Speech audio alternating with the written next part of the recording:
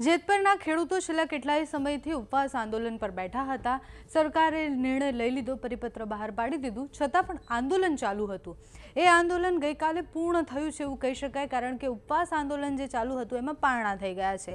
જેટલા પણ લોકો ઉપવાસ પર બેઠા હતા એ નેહુલ અમૃતિયાથી લઈને બીજા જેટલા પણ ખેડૂતો છે એ બધાએ દીકરીઓના હાથે પાણી પી લીધું છે અને પારણા કરી લીધા છે। આ ખેડૂતોનો મુખ્ય મુદ્દો શું હતો તો વળતરની માંગ હતી, એના સિવાય બીજા 6 જેટલા મુદ્દા હતા। સરકારે પ્રેસ કોન્ફરન્સ કરી, જીતુ વાઘાણીએ પ્રેસ કોન્ફરન્સ કરી અને સરકાર વતીના જેટલા પણ જવાબો હતા એ બધા આપી દીધા, પરિપત્ર જાહેર કરી દીધું, છતાં આંદોલન પૂર્ણ કેમ નથી થતું એ મોટો પ્રશ્ન હતો। હવે ખેડૂતોનું ગઈકાલે પારણા કર્યા પછી પણ એવું કહેવું છે કે આંદોલન પૂર્ણ નથી થયું। આંદોલનનો પાર્ટ 2 પૂર્ણ થયો છે, પાર્ટ 3 તો હજી બાકી જ છે। 8 તારીખે સાંજે ફરી એકવાર ખેડૂતો ભેગા થવાના છે। જેતપરની એ છાવણી હવે ગાંધીનગરમાં જે રીતના લાંબો સમય આંદોલન ચાલે છે એવી રીતના જેતપરમાં પણ એ છાવણી બનાવી દેવામાં આવી છે, જ્યાં ખેડૂતો છેલ્લા કેટલાય સમયથી આંદોલન કરી રહ્યા છે અને હજુ પણ આંદોલનના મૂડમાં છે।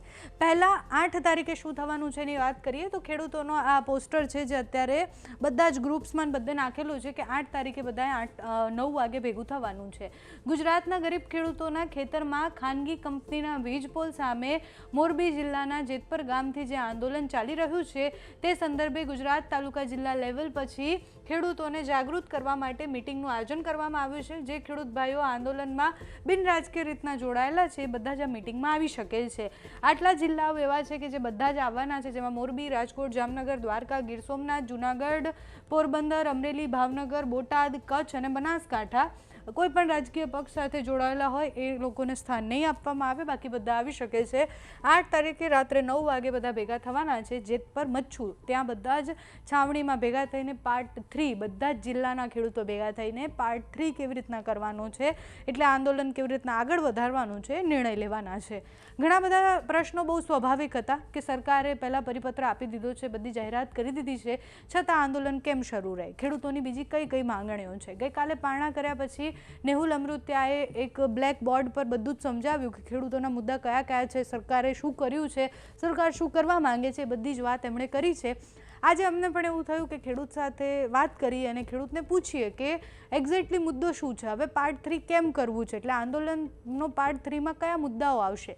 2 થી 3 ખેડૂતોને ફોન કર્યા, જેતપરના ખેડૂતોએ ના પાડી વાત કરવાની। એમને એવું કહેવું છે કે જે પણ જાહેરાત કરવામાં આવશે એ જાહેર મંચ પરથી કરી દેવામાં આવશે, એટલે ખેડૂતોએ વાતચીત નથી કરી, પરંતુ મુદ્દાઓ સ્પષ્ટ રહેવાના છે। વળતરનો મુદ્દો છે, સરકારની જાહેરાત સામે પણ ખેડૂતો આંદોલન કરી રહ્યા છે। જેતપરના ખેડૂતો સિવાય બીજા ખેડૂતો એવું કહી રહ્યા છે કે અમને કંઈ વાંધો નથી। બીજા ઘણી બધી જગ્યાએ ખેડૂતોએ પણ વિરોધ કરી રહ્યા છે કે પરિપત્ર અત્યારે આવ્યો છે, થાંભલા અમારે પહેલાં નખાયા છે, તો અમારા થાંભલાનું પણ અમને એટલું જ વળતર આપો જેટલું નોટિસમાં લખેલું છે। એટલે હવે આ પાર્ટ 3 આંદોલન શું થાય છે, દરેક આંદોલનની જે તાસીર હોય કે એવું કહેવાય કે દરેક આંદોલન પછી શું થાય તો આંદોલનની શરૂઆત થાય, બધા જ ભેગા થાય, પછી આંદોલનમાં ફાટા પડે, ફાટા પડ્યા પછી એક જે જૂથ હોય છે આંદોલન શરૂ રાખે અને એના પછી એમાંથી એક નેતા પેદા થાય। આ આંદોલનની તાસીર રહી છે, કોઈ પણ આંદોલન ઉઠાઈને જોઈ લો એવું જ થયું છે। આ આંદોલનમાં પણ મોટાભાગે એવું જ થયું છે। ઘણા બધા લોકોની જે ઓડિયો ક્લિપ વાયરલ થઈ કે પછી ખેડૂત આંદોલન કેમ કરી રહ્યા છે એના ઉપર ઘણા બધા પ્રશ્નો થયા। અમુક જે ખેડૂતો જે છે એ આખું આંદોલન ચલાવી રહ્યા હોય એવા આક્ષેપ પણ કરવામાં આવ્યા, પણ એ બધું જ બાજુ પર મૂકતા પાર્ટ 3 જે છે આંદોલનનું એ શરૂ થવાનું છે। 8 તારીખે ફરીથી ખેડૂતો બધા ભેગા થવાના છે।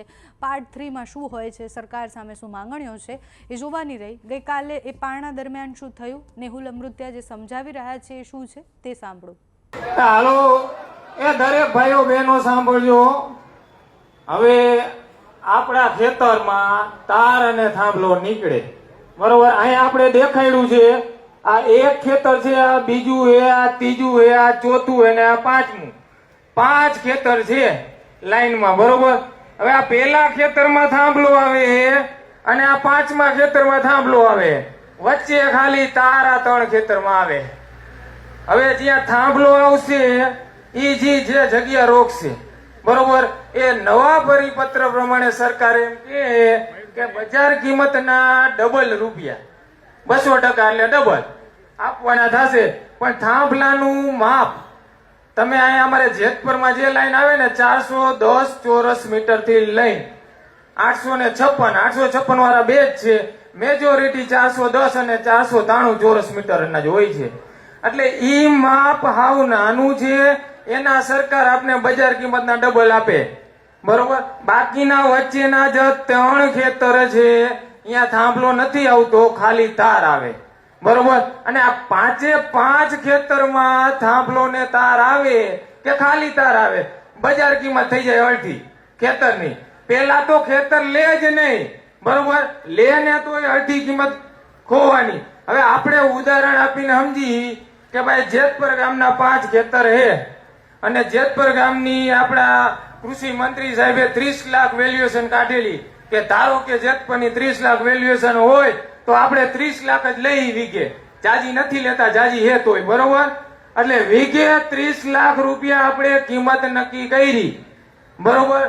દરેક 5 ખેતરની વીઘે 30 લાખ રૂપિયા કિંમત છે, લાઈન ટુ લાઈન ખેતર છે. એટલે હવે આ ખેતર છે ને, જે આજે ખાલી તાર વાળા બીજું, ત્રીજું અને ચોથું ખેતર, એ બીજું ખેતર છે એ 30 વીઘાનું છે, આ ત્રીજું ખેતર એ 10 વીઘાનું છે અને આ ચોથું ખેતર 20 વીઘાનું છે.